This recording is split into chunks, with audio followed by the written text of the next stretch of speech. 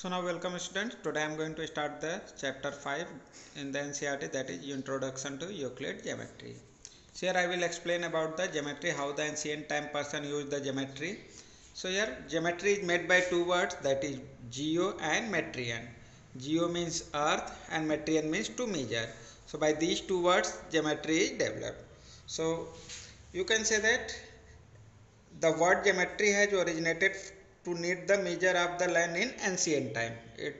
Whatever the name indicate, it shows that in ancient time people used the geometry to measure the lands. People of many civilizations developed geometry in various ways to sort out their practical problem.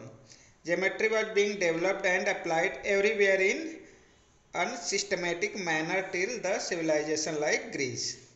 So here many civilizations use the geometry to measure the land. Greek mathematician Thales and Pythagoras contributed a lot on geometry. Thales proved that a circle bisected by its diameter, and Pythagoras developed the theory of geometry to great extent. Euclid is referred as the father of geometry.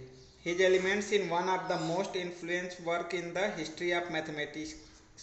In the elements he deducted the principle of what is known as the Euclid's geometry. Euclid had given some definitions. Euclid had shown 3 steps to reach from solid to points. Solids, that are the 3-dimensional shape, solid that having the length, breadth and height all. So solids are the 3-dimensional shape. If you are going to cut the solids in the certain pieces, then you will get a surface. So from the solid you can get the surface. Again, if you are going to cut the surfaces, then you will get the lines. So surface, if solid is the 3-dimensional shape, surface is the 2-dimensional shape. In the surface only you will get the length and width. After surface you will get the lines.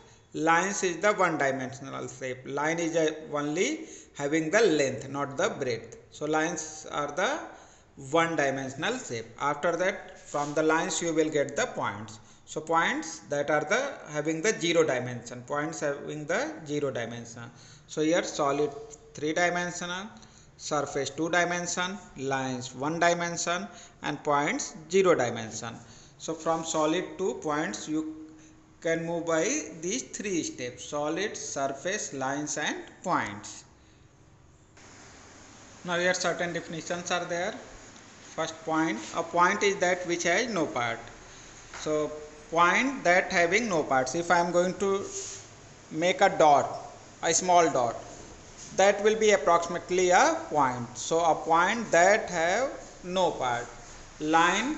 A line is a breadthless length. It means if you are going to draw a line, that should be breadthless. Only you will get the length there. Next, surface. A surface is that which has length and breadth both. For example, if I am going to here for the board, here in the board you are going to get the length as well as breadth. So here the board is the surface here. So a surface is that which has length and breadth only. Now axioms. So axioms are the mathematical statements which is assumed to be universally true without proof is known as axiom. It means the mathematical statements which doesn't need the proof. You are going to accept that statements universally, that is true, that are called the axioms. So axioms, again we will discuss axioms later in this chapter. Postulates. Postulates are the assumptions which are specific to geometry. So postulates are also the statements, but these are especially related to geometry. Now theorems. Theorems, these are the mathematical statements which are true, but their proof is required. That is called the theorem. So in the theorem, certain mathematical statements will be there, that will be true, but you need to give the proof of that. So that is called the theorem. So these are the certain important definition given by the Euclid.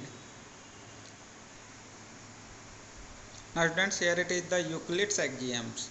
Euclid had given some statements which are known as Euclid's axiom. So he had given the 7 axioms that are known as Euclid axioms. So I am going to explain each and every axiom. The first one is things which are equal to the same thing are equal to one another.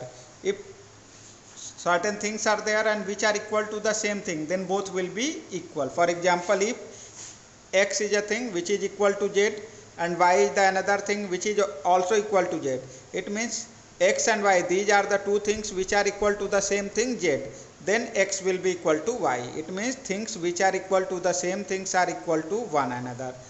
Now next one, if equal are added to equal, the whole are equal.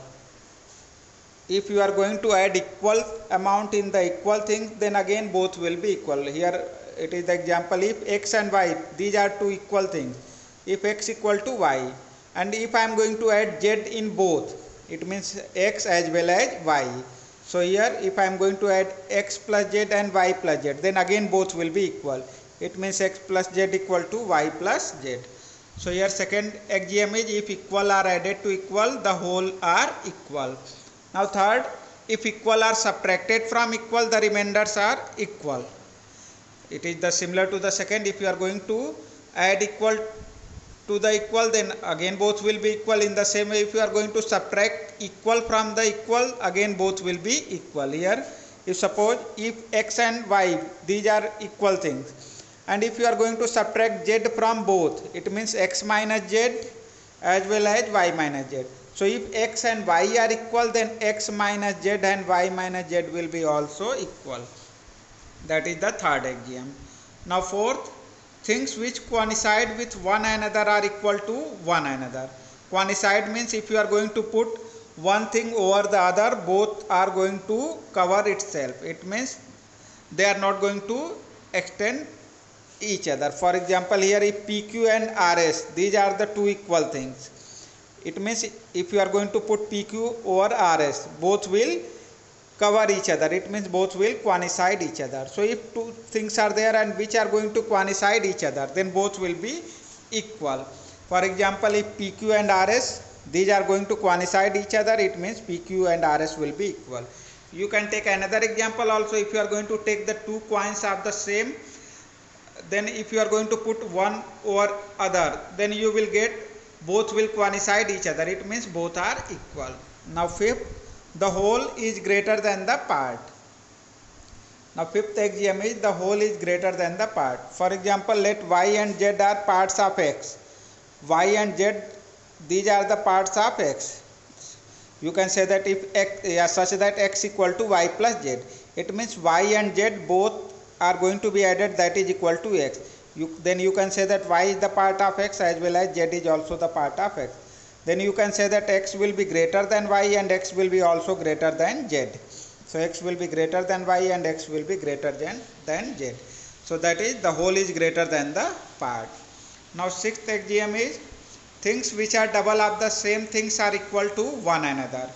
If two things are there and both are double of the same thing, then both will be equal. Example here I have taken, suppose that if x and y are double of z, x is the double of z, y is also the double of z. It means x equal to 2z, y equal to 2z. So if x and y both are the double of the same thing, then both will be equal. Then you can say that then x equal to y. Now seventh axiom, things which are half of the same things are equal to one another. In the same way, if two things are half of the same thing, then both will be equal. For example, if x and y are half of z, it means if x equal to z by 2 and y equal to z by 2, then you can say that x equal to y. So these are the very important axioms. These are the 7 axioms that were given by the Euclid, and these axioms are known as Euclid's axiom. So then kindly note down these 7 axioms.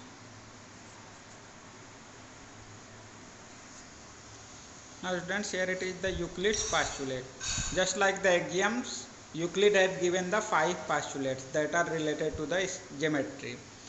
First one, a straight line may be drawn from any one point to any other point. So students, if you are going to take 2 points, suppose that if I am going to take 2 points, so we can draw a straight line from these 2 points. So that is the first postulate, a straight line may be drawn from any one point to any other point. Now second, a terminated line can be produced indefinitely on either side to form a line. A terminated line, it means a part of the line is there. Suppose that here it is a terminated line. So that terminated line can be produced indefinitely. Yeah, you can say that infinitely in any of the side.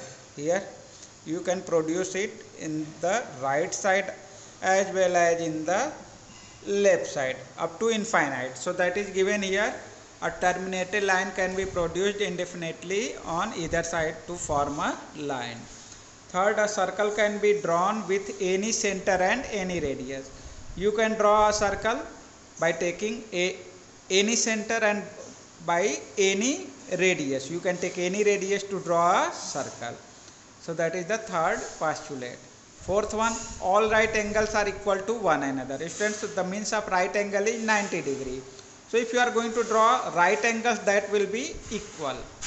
So all the right angles will be equal to one another. So these are the first four postulates.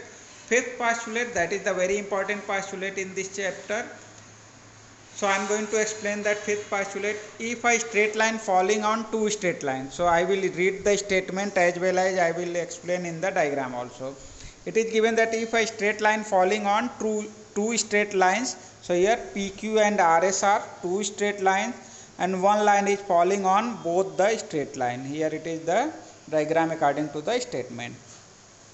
So if a straight line falling on two straight lines makes the interior angle on the same side of it taken together is less than two right angles. What is the means of this? If a straight line is falling on two straight lines, then you will get four interior angles. Suppose that it is angle 1, it is angle, you can say that here it is angle 2, here it is angle 3, it is angle 4. So you are going to get the four interior angles. So in the statement it is given that if you are going to take the interior angles on the same side of it taken together. Here it is that line falling on the two straight lines. So angle 1 and 3 that are the angle in the left, and angle 2 and angle 4, these are the angle in the right side. So if I am going to take the interior angles of the same side, suppose that if I am going to take angle 1 and angle 3, these are the interior angles of the same side, that is in the left side, as well as angle 2 and angle 4, these are the interior angles in the same side in the right side. So if you are going to take interior angles in the same side, and if these are less than two right angles, it means sum of these two interior angle is less than two right angles. Yeah, you can say that less than 180 degree. It means if I am going to add angle 1 and angle 3, if angle 1 plus angle 3 that is less than 180 degree, yeah, you can say that two right angles.